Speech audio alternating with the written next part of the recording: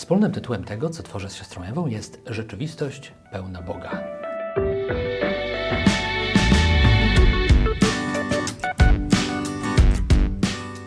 Dlaczego rzeczywistość? Dlaczego pełna? Dlaczego Boga?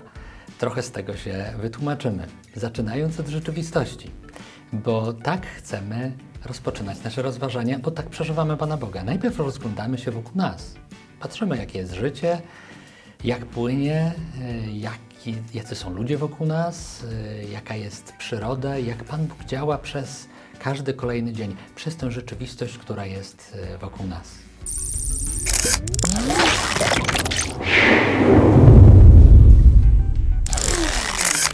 To jest nasz punkt wyjścia.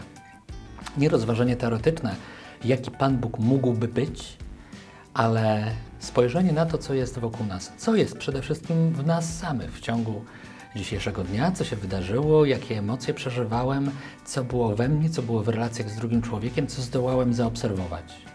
To jest to, co jest rzeczywistością, jaką obserwuję. Mogę jedynie widzieć to, co przebiega obok mnie, a mogę zacząć się zastanawiać, czy nie ma w tym jakiejś większej głębi.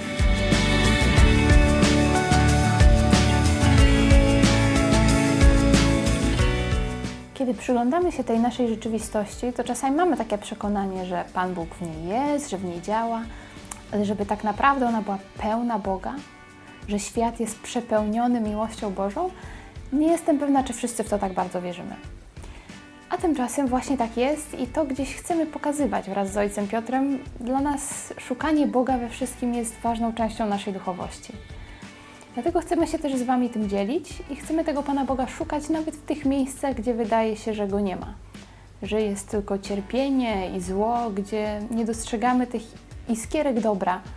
Chcemy je wyciągać i razem szukać tego, gdzie Pan Bóg naprawdę działa, gdzie On panuje nad całą rzeczywistością.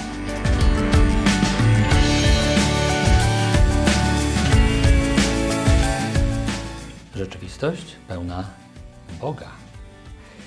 Tak, patrzymy przez pryzmat tego, co jest naszą wiarą. Tego, że zakładamy, Pan Bóg jest. No, prawdę mówiąc, więcej niż zakładamy. Doświadczamy tego bardzo wyraźnie w naszym życiu. Nasze poszukiwanie właśnie jest na to nakierowane. Nie po to, żeby poznać przede wszystkim, jaka jest natura świata, jaka jest natura człowieka, kim ja jestem, kim jest siostra Ewa, kim my jesteśmy w relacji ze sobą, z każdym innym człowiekiem. To jest bardzo daleki horyzont, ale chcemy spojrzeć jeszcze dalej. A gdzie w tym wszystkim jest Pan Bóg? Gdzie jest Pan Bóg w dniu, który zupełnie mi się nie ułożył? Gdzie jest Pan Bóg wtedy, kiedy złapał mnie katar i mam się źle? Gdzie jest Pan Bóg wtedy, kiedy odniosłem coś, co odczuwam jako sukces? Gdzie jest Pan Bóg wtedy, kiedy spotykam się z przyjaciółmi i spędzamy wspaniały czas? Gdzie jest w naszej rzeczywistości Bóg i gdzie jest Go pełno? Gdzie mogę Jego zauważyć niekiedy subtelnie obecnego obok mnie?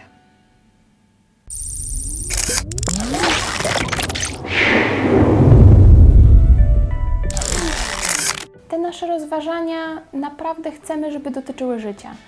Żeby to nie była żadna teoria. Chcemy naprawdę dotykać tego, co jest Waszą codziennością. Dlatego jeśli macie jakiś temat, z którym chcielibyście, żebyśmy się zmierzyli, to śmiało piszcie w komentarzach albo do tego filmiku, albo do następnych i będziemy próbować coś na to odpowiedzieć. Zapraszam.